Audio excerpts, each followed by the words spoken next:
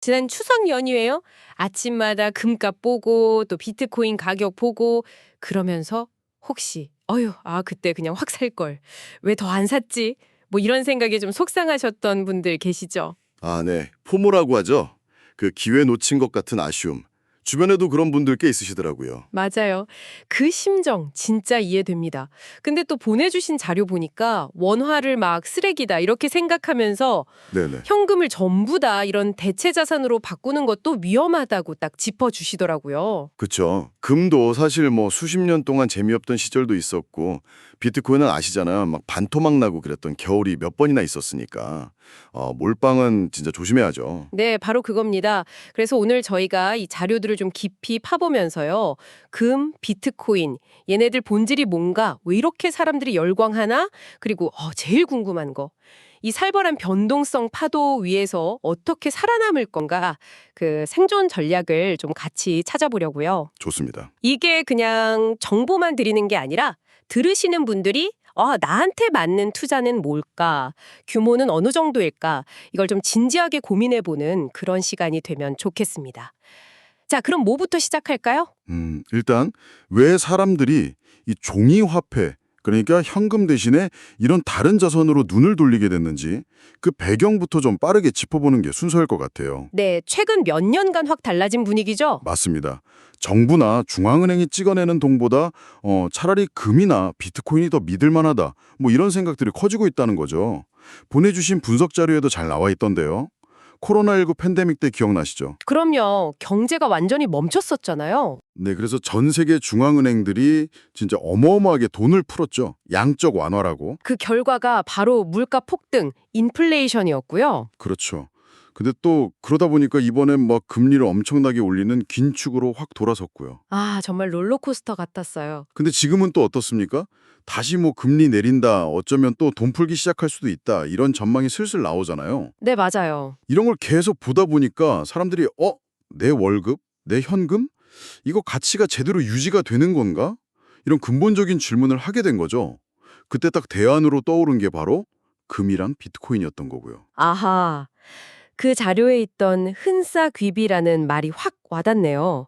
흔하면 싸고 귀하면 비싸다. 네, 중앙은행이 원하면 더 찍을 수 있는 돈은 흔해지는데 금은 매장량이 딱 정해져 있고 비트코인은 뭐 알고리즘으로 발행량이 딱 막혀 있으니까 희소성 때문에 가치가 오를 거다. 이런 기대감. 이게 핵심이군요. 정확합니다.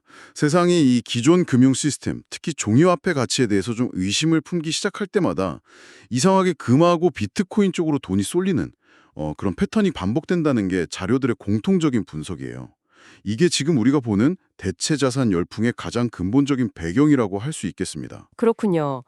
그럼 먼저 제일 오래된 자산이죠. 금부터 좀 더 자세히 얘기해 볼까요? 뭐 전쟁이 나거나 경제가 망해도 역사의 그 격변기 속에서도 신기하게 가치를 인정받아 왔잖아요. 이자나 배당도 없는데 말이죠. 참 그 자체로 신기해요. 금의 매력은 여러 가지인데 자료들에서 공통적으로 제일 강조하는 건 역시 위험 회피, 그러니까 해지 기능이에요. 해지 기능이요? 네. 특정 나라 돈 가치가 떨어질 위험, 그러니까 환율 위험이나 물가가 올라서 내 돈 가치가 떨어지는 인플레이션 위험, 이런 것들로부터 내 자산을 좀 지켜주는 방패 역할 같은 거죠. 수천 년 동안 쌓인 신뢰는 뭐 덤이고요. 하긴 그렇죠. 근데 단점도 확실해요. 말씀하신 것처럼 현금 흐름이 전혀 없고 특히 달러가 세계적으로 힘이 세질 때 강달러 시기에는 금이 좀 약세를 보이는 경향이 있다는 거. 이거는 여러 자료에서 다 지적하는 부분입니다. 자료 보다 보니까 흥미로운 분석이 있었는데 사람들 마음속에 불안감이 커지면 금값이 확 뛴다면서요. 아, 네. 최근에 금값 오른 것도 혹시 그런 맥락일까요? 네, 상당히 설득력 있는 분석이죠. 뭐 어디서 전쟁이 난다거나 경제가 곧 무너질 것 같다거나 이런 위기감이 커지면 사람들은 본능적으로 제일 안전하다고 생각하는 곳으로 일단 돈을 옮기거든요. 그 대표적인 피난처가 바로 금인 거고요. 아하. 근데 여기서 또 중요한 게 그 불안감이 좀 가라앉거나 시장이 그냥 원래 이런 거 보다 하고 적응하면 금값 급등세도 좀 진정되고 다시 원래 가던 길을 가는 경향이 있다는 거예요.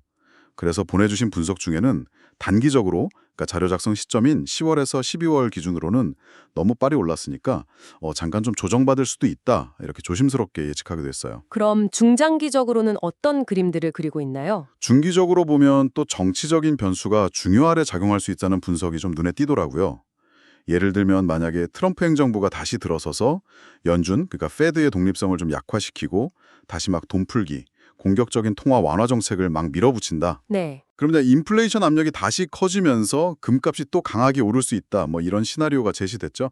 물론 이건 그 자료에 나오는 하나의 전망일 뿐이고요. 저희가 뭐 특정 정치 입장을 지지하는 건 절대 아닙니다. 그럼요, 당연하죠. 다만 이제 정책 방향이 금값에 얼마나 큰 영향을 줄 수 있는지 보여주는 사례로 보시면 좋겠습니다. 네, 금의 안정성, 역사적 신뢰. 잘 들었습니다. 네, 금이랑은 거의 뭐랄까 정반대 느낌의 자산도 있잖아요. 바로 비트코인. 디지털 시대의 뭐 총하다 이렇게 불리기도 하고 또 어떤 때는 너무 위험해서 막 논란이 되기도 하고요. 자료들은 비트코인 어떻게 보고 있나요?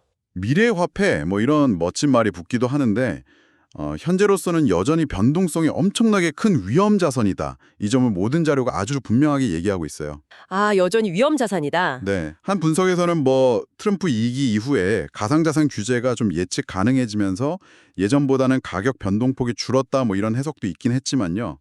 그럼에도 불구하고 여전히 짧은 시간에 가격이 막 오르락내리락하는 건 계속되고 있다. 이 점은 냉정하게 봐야 합니다. 그래도 비트코인만의 매력이 있으니까 사람들이 투자하는 걸 텐데요. 어떤 점을 매력으로 꼽던가요? 역시 가장 큰 매력은 시장에 돈이 막 풀릴 때, 유동성이 풍부해질 때 보여주는 그 폭발적인 상승 가능성이죠. 아, 폭발력. 네. 그리고 디지털이라는 새로운 영역에서 희소성을 가졌다는 점도 중요하고요. 하지만 그 뒤에 숨어있는 위험은 훨씬 더 커요. 단연코 첫 번째는 정책이랑 규제 불확실성입니다. 아, 정부 규제. 그렇죠. 각국 정부가 어떤 방향으로 규제를 할지 거기에 따라서 시장 전체가 막 흔들릴 수 있거든요. 그리고 또한 자료에서는 과거에 비트코인 가격 폭락했을 때 그 이전 최고점까지 회복하는데 3년, 길게는 4년 넘게 걸렸던 혹한기 사례를 딱 보여주면서요. 이런 시기를 내가 견딜 수 없다. 그러면 아예 처음부터 접근 안 하는 게 나을 수도 있다고 경고하더라고요. 와, 3년, 4년이요. 빠르게 오르는 것도 무섭지만 그만큼 빠르고 또 오랫동안 떨어질 수도 있다는 거네요. 바로 그겁니다. 그래서 비트코인 투자는요, 막 오를 때 기분 좋은 것보다 떨어질 때 그 고통을 견디는 인내심이 훨씬 더 중요하다고 말하는 전문가들이 많아요. 인내심이라. 네, 주신 자료 중 하나는 비트코인은 공부 안 하고 투자하는 건 그냥 로또 사는 거랑 똑같다. 뭐 이런 직설적인 표현까지 쓰면서 제대로 공부하는 게 정말 중요하다고 강조하고 있었어요. 혹시라도 비트코인이 어떻게 돌아가는 건지, 시장은 어떤지 좀 더 깊게 알고 싶으시다면 자료에서 추천한 레빈노트 비트코인 시리즈 같은 걸 먼저 충분히 보시는 게 좋겠다. 이런 제안도 드리고 싶네요. 이야, 금과 비트코인. 정말 다르네요, 성격이. 특징이랑 위험 요인 잘 알겠습니다. 그럼 이제 진짜 실용적인 얘기로 넘어가 보죠. 실제로 내가 금이나 비트코인에 투자하고 싶다. 그러면 어떤 방법들이 있을까? 구체적인 방법들을 좀 살펴볼게요. 이게 뭐 투자 목표, 기간, 내 성향, 또 세금 문제까지 다 따져봐야 하니까요. 나한테 맞는 방법을 찾는 게 중요하겠죠? 일단 금 투자 방법부터 알아볼까요? 네, 금에 투자하는 방법도 생각보다 여러 가지가 있어요. 자료들을 종합해보면 크게 4가지 정도로 나눠볼 수 있는데요. 첫 번째는 제일 전통적인 거, 실물금을 직접 사는 거죠. 뭐 골드바나 금반지 같은 거요. 네, 금은방 가서 사는 거요. 그렇죠. 이때는 한국거래소 KRX 금시장에서 거래되는 시세랑 뭐 한국금거래소 같은 시중 금은방 시세를 좀 꼼꼼하게 비교해보는 게 좋아요. 특히 골드바 같은 건 만드는 비용, 공임이 따로 안 붙어서 단위 가격은 좀 쌀 수 있는데 살 때 가격이랑 팔 때 가격 차이, 이걸 스프레드라고 하죠. 이게 꽤 커서 보통 한 10%에서 15% 정도는 금값이 올라야 겨우 본전 찾을 수 있다는 거, 이건 꼭 기억하셔야 돼요. 아, 10배 15%나 올라야 본전이면 좀 부담스럽네요. 그리고 실물 금은 또 보관도 신경 쓰이고 팔 때도 좀 번거로울 것 같고요. 좀 더 편한 방법은 없나요? 그래서 두 번째 방법이 바로 증권사 계좌 통해서 주식처럼 금을 사고 파는 KRX 금 계좌예요. 아, 주식처럼요? 네, 1g 단위로 거래할 수 있어서 실물금보다 훨씬 편하고 뭐 보관 걱정 당연히 없고요. 무엇보다 제일 큰 장점은 여기서 번 돈, 매매 차익에 대해서 양도소득세가 전혀 안 붙는다는 거예요. 오, 세금이 없다. 네, 정부가 금 현물 시장 좀 키우려고 세금 혜택을 주는 거죠. 다만 1g도 아니니까 요즘 금값 생각하면 최소한 10만 원 후반, 20만 원 정도는 있어야 시작할 수 있다는 점은 참고하시고요. 1g 20만 원도 좀 부담스럽다 하는 소액 투자자도 있을 텐데요. 더 적은 돈으로 시작할 순 없나요? 네, 그럴 때 생각해 볼 수 있는 게 세 번째, 은행 가서 가입하는 금통장, 골드뱅킹이라는 겁니다. 금통장이요? 네, 이건 0.01g, 아주 작은 단위로도 투자가 가능해서요. 진짜 10,000원, 2만 원으로도 금투자를 시작할 수 있어요. 그리고 매달 월급날 같은 데 맞춰서 자동이체 딱 걸어놓고 꾸준히 사모으는 적립식 투자에도 아주 편하고요. 오, 그건 좋네요. 근데 결정적인 단점이 하나 있어요. 나중에 금 팔아서 이익이 생기면 그 이익금에 대해서 15.4%의 배당소득세를 내야 한다는 거예요. 아, 세금이 꽤 세네요. KRX 금계좌랑은 다르군요. 네, 차이가 크죠. 이건 금융상품으로 보기 때문에 그렇습니다. 그렇군요. 그럼 마지막 네 번째 방법, 연금 계좌를 활용하는 거요? 맞습니다. 당장 수익 내는 것보다 아주 먼 미래, 노후 자금 마련을 위한 초장기 투자를 생각하신다면 연금저축계좌나 IRP 같은 개인형 퇴직연금 계좌 안에서 금 관련 ETF, 그러니까 상장지수 펀드를 사는 전략도 아주 유용해요. ETF요? 좀 어렵게 들리는데요. 쉽게 말하면 금 가격 움직임을 따라가도록 만든 펀드를 주식처럼 실시간으로 사고 팔 수 있게 만든 상품이라고 보시면 돼요. 아하, 네. 연금 계좌로 이걸 사면 일단 강제로 장기 투자를 하게 되는 효과가 있고요. 또 운용하는 동안 생긴 이익에 대해서 당장 세금을 안 내고 그 돈까지 다시 투자해서 복리 효과를 키울 수 있는 과세 이연 혜택이 있어요. 그리고 나중에 연금으로 받을 때도 3.3%에서 5.5% 정도의 낮은 세율만 내면 되고요. 와, 금 투자 하나만 해도 방법이 이렇게 많군요. 진짜 자기 상황이랑 목적에 맞춰서 꼼꼼히 따져봐야겠네요. 자, 그럼 이제 비트코인으로 넘어가 보죠. 아까 말씀하셨듯이 자료들 보면 비트코인 시장이 초보자한테는 여전히 좀 어렵다고 경고했잖아요.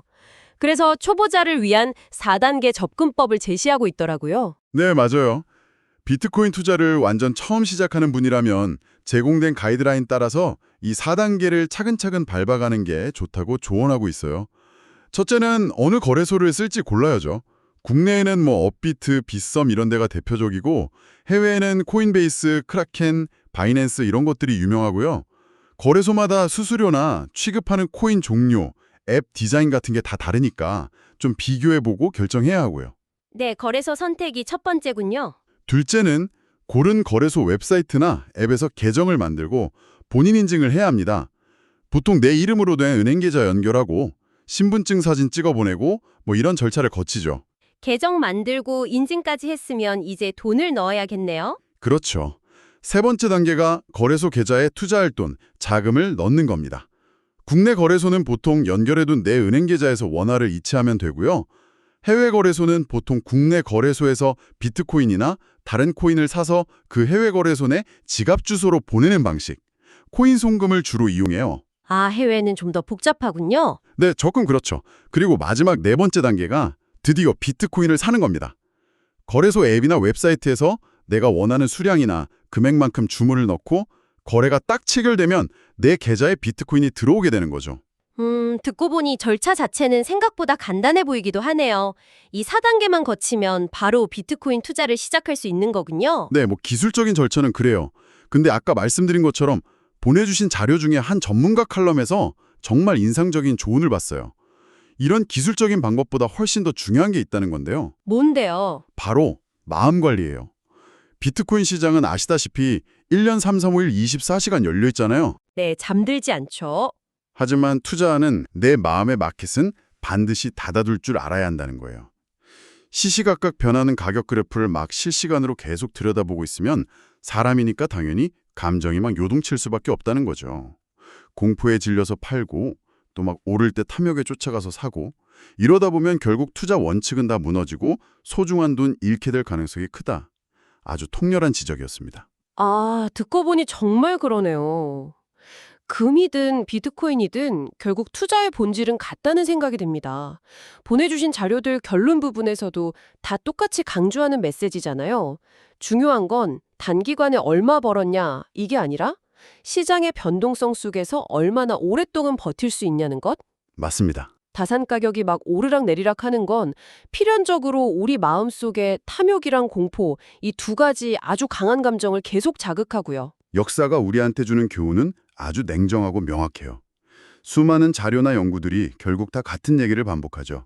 시장에서 살아남은 자가 결국 이긴다. 버티는 자가 이긴다. 네. 그러니까 투자를 결정하기 전에 제일 먼저 해야 할 일은 나는 과연 얼마까지 감당할 수 있을까? 이걸 스스로에게 냉정하게 물어보는 거예요. 내 소득은 안정적인가? 혹시 갑자기 돈 쓸 일이 생겨도 괜찮은 현금은 충분한가? 만약에 내가 투자한 자산 가격이 반토막 나면 내 일상생활이나 내 마음은 괜찮을까? 이런 것들, 즉 자신의 위험 감수 성향, 능력을 객관적으로 파악하는 게 투자의 제일 원칙이라는 겁니다. 그리고 그 판단을 바탕으로 내가 진짜 이 돈은 없어져도 괜찮다 싶은 정도의 자금 혹은 아주 오랫동안 묻어둘 수 있는 여유 자금으로만 투자해야 한다. 이 말씀이시군요. 정확합니다. 과도하게 빚내서 투자하거나 무리하게 영끌해서 투자하는 건 결국 안 좋은 결과를 맞을 가능성이 높다는 걸 역사가 계속 보여줬잖아요. 어떤 자산에 투자하든 내가 감당할 수 있는 범위 안에서 투자하고 단기적인 등락에 막 기뻐하고 슬퍼하지 않으면서 장기적인 관점에서 버티는 힘을 기르는 것. 이게 변동성 높은 시장에서 살아남고 궁극적으로 성공적인 투자를 만드는 핵심 동력이라는 점을 보내주신 모든 자료가 정말 한 목소리로 강조하고 있습니다. 네, 오늘 저희는 여러분이 보내주신 자료들을 아주 깊이 파고들면서 최근 금과 비트코인에 대한 관심이 왜 이렇게 뜨거워졌는지 그 배경부터 시작해서요. 두 자산이 각각 어떤 매력과 또 어떤 치명적인 위험을 안고 있는지, 그리고 실제로 투자에 나선다면 어떤 방법들을 고려해 볼 수 있는지까지 꼼꼼하게 살펴봤습니다.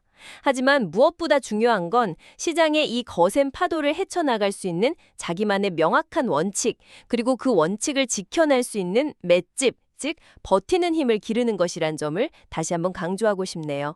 오늘 나눈 이야기들이 여러분의 현명한 금융생활에 좀 실질적인 도움이 되기를 진심으로 바랍니다. 마지막으로 자료에서는 직접적으로 다루지는 않았지만 한 번쯤 좀 깊이 생각해 보실 만한 질문을 던져드리고 싶어요. 단순히 가격이 오르고 내리는 걸 넘어서요. 금이라는 자산이 가지고 있는 그 수천 년간 검증된 신뢰의 이야기하고 비트코인이 제시하는 아무도 가보지 않는 디지털 미래의 가능성이라는 이야기. 이 두 가지 거대한 서사가 앞으로 어떻게 펼쳐질지, 그리고 그 이야기들 앞에서 여러분 자신은 어떤 이야기에 더 마음이 가고 또 얼마만큼의 믿음을 가지고 있는지 한번 진지하게 생각해 보시는 건 어떨까요? 어쩌면 그 답이 여러분의 장기적인 투자 방향을 결정하는데 아주 중요한 나침반이 되어줄지도 모르겠습니다.